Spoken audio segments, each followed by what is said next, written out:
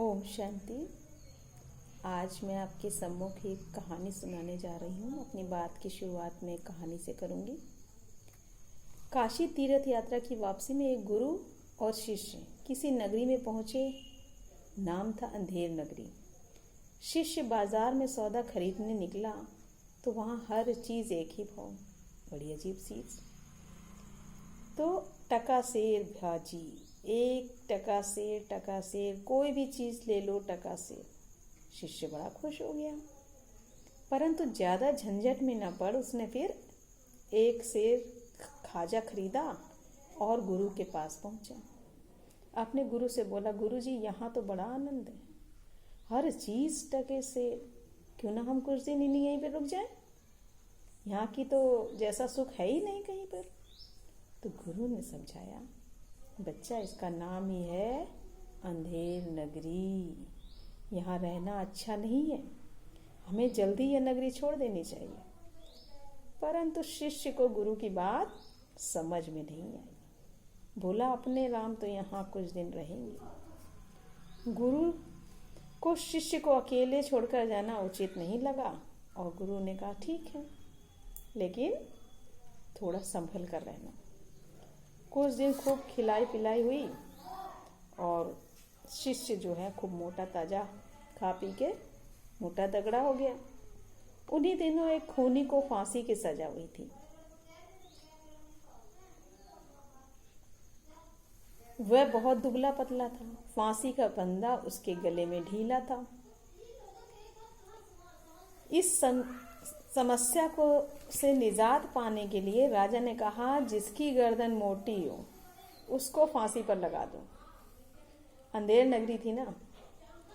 हाकिम ने सिपाहियों को हुक्म दिया कि जो मोटा आदमी सामने मिल जाए उसी को फांसी लगा दो। जीव के बदले जीव, है ना, कोई नुकसान भी नहीं होगा। सिपाहियों के सामने पढ़ने वाला पहला व्यक्ति कौन था? वही शिष्य। सिपाही पकड़ कर ले आए उस शिष्य को। गुरु को खबर लगी, वे भी दौड़े दौड़े आए। सब बातें मालूम करने के पश्चात गुरु ने कुछ विचार किया और सिपाही के पास जाकर बोले, इस वक्त फांसी पर चढ़ने का हक मेरा है, इसका नहीं। क्यों? जब सिपाही ने आश्चर्यवत पूछा, क्यों? तो गुरु ने कहा, इस वक्त कुछ घंटों के मुहूर्त में फांसी पर चढ़कर मरने वाला सीधा स्वर्ग जाएगा। शास्त्र में गुरु के पहले शिष्य को स्वर्ग जाने का अधिकार नहीं है, तो यह हक मेरा है। शिष्य गुरु की इस चाल को समझ गया। चिल्ला उठा, नहीं गुरुजी, मैं जाऊंगा। इस पर दोनों की बहस हो रही थी। तभी वहां पे क्या हुआ कि भीड़ इकट्ठी होने लगी और भीड़ बढ़ते बढ़ते ये बात राजा तक पहुंच गई। राजा भी सुनकर वहां पहुंचा और बोला, यदि ऐसा मुहूर्त है तो सबसे पहले अधिकार तो राजा का होता है, और उसके बाद फिर उसके क्रम उच्च अधिकारियों का होता है। गुरु शिष्य बहुत चिल्लाए कि साधु के रहते स्वर्ग में जाने का अधिकार किसी दूसरे को कदापि नहीं है, पर किसी ने एक ना सुनी। सबसे पहले राजा और फिर एक एक करके कई मंत्री अधिकारी फांसी पर चढ़ गए। गुरु ने सोचा कि अब ज्यादा मनुष्यता नहीं होनी चाहिए, तो अफसोस करते हुए बोले, अब तो स्वर्ग जाने का मुहूर्त समाप्त हो गया। इसके बाद फिर कोई फांसी पर नहीं चढ़ा। गुरु ने शिष्य के कान में कहा, अब यहाँ से जल्दी से निकल भागना चाहिए, इसके पहले कि कोई दूसरी मुसीबत आए। ये कहानी वास्तव में बहुत पुरानी है, पर आज की दुनिया में बिल्कुल सटीक है। यहाँ अंधेर नगरी है जहाँ सभी अंधेरे में हैं। जिसका जो समझ में आया वही कर रहा है, उसको अच्छा समझकर कर रहा है, परंतु हो कुछ भी अच्छा नहीं रहा है, क्योंकि ये है ही अंधियारी नगरी, यही अंधेरी नगरी। दुख का अंधकार है, अज्ञानता का अंधकार, और अंधकार है परमात्मा को न जानने का, जिसके कारण ही ये सारे दुख फैले पड़े हैं। तो आइए हम सुनते हैं इसी से संबंधित एक छोटी सी कहानी। अभी आपने सुनी, तो अगर हम इसको प्रैक्टिकल जीवन में देखें तो ये हमारे जीवन से आधारित ही है। और ये जो समय चल रहा है जहाँ चारों ओर पापाचार भ्रष्टाचार फैला हुआ है, तो इस समय यही कहानी लागू भी होती है। तो बात की शुरुआत करते हैं। अगर प्रैक्टिकल जीवन में देखा जाए तो हम किसी भी विषय को तभी बता सकते हैं जिसको हमने स्वयं देखा हो या सुना हो। वैसे ही इस दुनिया के बारे में भी देखा जा सकता है, क्योंकि मनुष्य इस जीवन से जब एक बार मुक्त होता है तो ना उसे पिछले जन्म का कुछ याद होता है और ना अगले जन्म का क्या याद होगा। इन सब के बारे में वही बता सकता है जिसने ये सब कुछ देखा होगा। इसलिए तो कहते हैं दुनिया घोर अंधियारे में है। इसलिए जहाँ से भी चलते हैं उसमें दुख ही है, ठोकरें खाते रहते हैं। सबसे अंधियारा यह है कि हमको ये नॉलेज ही नहीं है कि हम कहाँ से आए, कहाँ जाना है, हम कौन हैं। उसमें फिर ठोकरें भी खाते हैं, जिससे उल्टा दुख की ही रिजल्ट निकलती है, क्योंकि मार्ग का ही पता नहीं है। ये पता तो एक को ही है जिसके पास आदि मध्य अंत की सारी रोशनी है। रास्ता तो है सीधा सा, और हम उस रास्ते को न जानने के कारण टेढ़ा मेढ़ा रास्ता अपनाते हैं, और जो कि सही मंजिल पे नहीं पहुंच पाते हैं, और फिर हमें लौटना पड़ता है, दुख होता है। हर एक के आदि मध्य अंत को जान भी वही सकता है जिसका आदि मध्य अंत ना हो, जो इससे बाहर हो, इस चक्र से, जो खुद इसके बाहर इसमें आने वाले ना हो, जो साक्षी दृष्टा हो, जिसने ये सब कुछ देखा हो। वो एक परमात्मा ही है जो साक्षी दृष्टा है, जो इस चक्र से परे है, वो सब जानता है। और जो भी धर्म स्थापन करने आए वह भी इस समय जन्म मरण के चक्र में ही है, तो उन्हें भी इस चक्र का पूरा ज्ञान नहीं हो सकता है। तो अब रोशनी कौन दे? वो भी इस चक्र में है। सभी धर्मों को जानने वाला अथवा वापस ले जाने वाला वह दूर का मुसाफिर, वह तो इस दुनिया का नहीं है। क्योंकि इस दुनिया में हम सब अत्यंत दुख में होते हैं तो उसको पुकारते हैं। वो इस दुनिया में हो तो क्यों पुकारें? पुकारते हैं कि भगवान आओ, अब हमारे दुख हरो, दुख से उबारो। और जब भी बहुत ज़्यादा कष्ट होता है तो कहाँ देखते हैं? ऊपर देखते हैं। उसको पुकारते हैं, हे भगवान आओ, आ जाओ, अपना आकाश सिंहासन छोड़ के आ जाओ।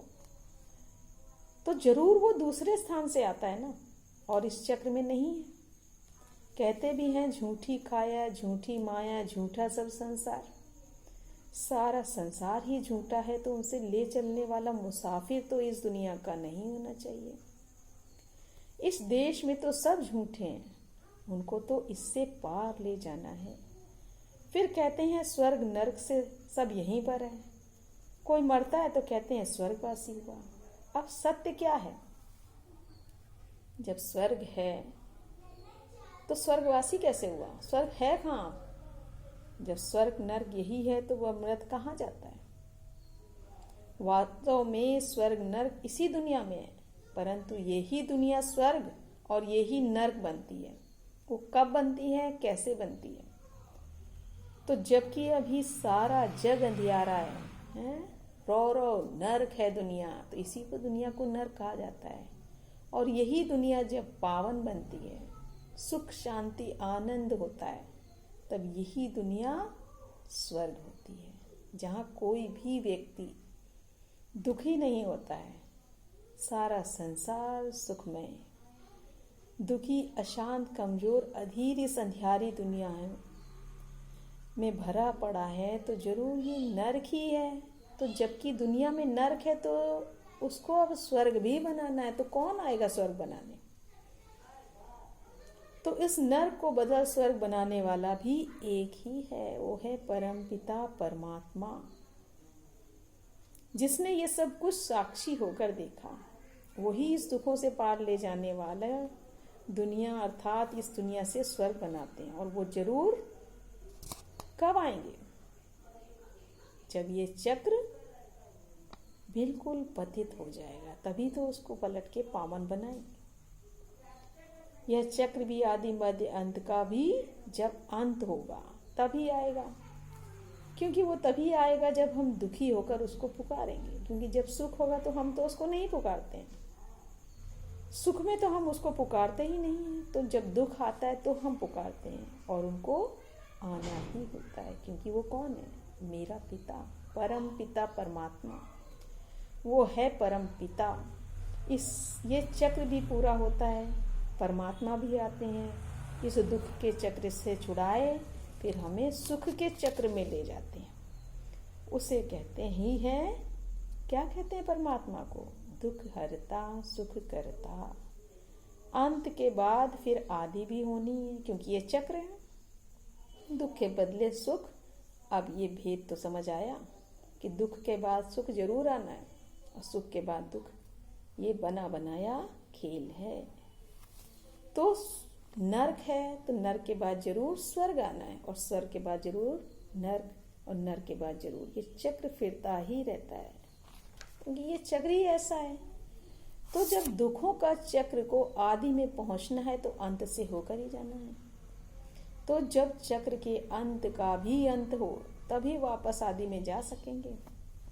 तो ये सारी नॉलेज एक के ही पास है। वही इस दुखों की दुनिया, जिसको स्वर्ग कहते हैं, उसका रचनाकार है, और हम सभी उसकी रचना है। वह तीनों कालों को जानने वाला त्रिकालदर्शी है। जिस तरह मनुष्य की स्टेज होती है, बाल अवस्था, युवावस्था, वृद्धावस्था, वैसे ही सृष्टि भी की भी अवस्था होती है, आदि मध्य अंत। तो उस परमात्मा के आने का समय भी निश्चित है। जब नर्क को बनाना स्वर्ग है, जब दुखों से पार सुख में ले जाना है, जब अंत से फिर आदि में जाना है। क्योंकि कहते भी हैं सृष्टि चक्र, अब परमात्मा समझा रहे हैं, क्योंकि परमात्मा स्वयं ब्रह्मा मुख के द्वारा ज्ञान समझा रहे हैं कि अब कहानी पूरी हुई, फिर नई कहानी शुरू होती है। मनुष्य को दुखों से पार नहीं ले जा सकता। दुखों से पार छुड़ाने वाला तो वो एक परमात्मा है, क्योंकि सुखों की दुनिया में ले जाने वाला वही एक परमात्मा है। जो दुख की दुनिया में ही जी रहा, वो हमें कैसे सुख की दुनिया में ले जाएगा? तो सभी इस चक्र में आते हैं, वो इस चक्र से पार है, वह तो चक्र से अलग चीज है। अब हम चक्र के नियम को समझते हैं। अब इसमें हमें क्या करना चाहिए जिससे हमारी प्रारब्ध बने? वह स्टेज क्या है? उसकी नॉलेज पूरी कोई भी सुना नहीं सकता। कोई से भी ये नॉलेज मिली हुई नहीं है कि मनुष्य के लिए पूर्ण स्टेज क्या है, वह कैसे प्राप्त हो सकती है। बाकी तो सब अपनी अपनी शिक्षा के आधार से मनुष्य को थोड़ा बहुत बताते हैं। मनुष्य के लिए ऊंची स्टेज क्या है, वह तो रचना ही समझा सकते हैं। उसी तरह जब हम अंधियारे में हैं तो हमें पता ही नहीं होता है कि हम अंधियारे में हैं। हम सोचते हैं कि हम तरक्की कर रहे हैं और रोशनी में आ रहे हैं, परंतु वह रोशनी तो गिरावट की है। वह तो चढ़ाने वाला जब समझाए तभी समझ में आए, तभी जानते हैं। आज दुनिया की जो बिगड़ी हालत है, तो क्या उसमें रहने वालों की अच्छी हालत होगी? इसको सुधारने की तरकीब किसी के पास नहीं है सिवाय एक परमात्मा की। वही इस बिगड़ी को बनाता है। जो खुद ही बिगड़े हुए हैं, वह कैसे इस तरकीब को एक्ट में ला सकते हैं? तो मामला सारी दुनिया, पांच तत्व आदि सब बिगड़े हुए हैं। हर चीज को सुधार एक रचयिता परमात्मा के ही हाथ में है। तो आइए इस परमात्मा ज्ञान में शामिल होकर और भी बहुत कुछ सीखिए। ओम शांति।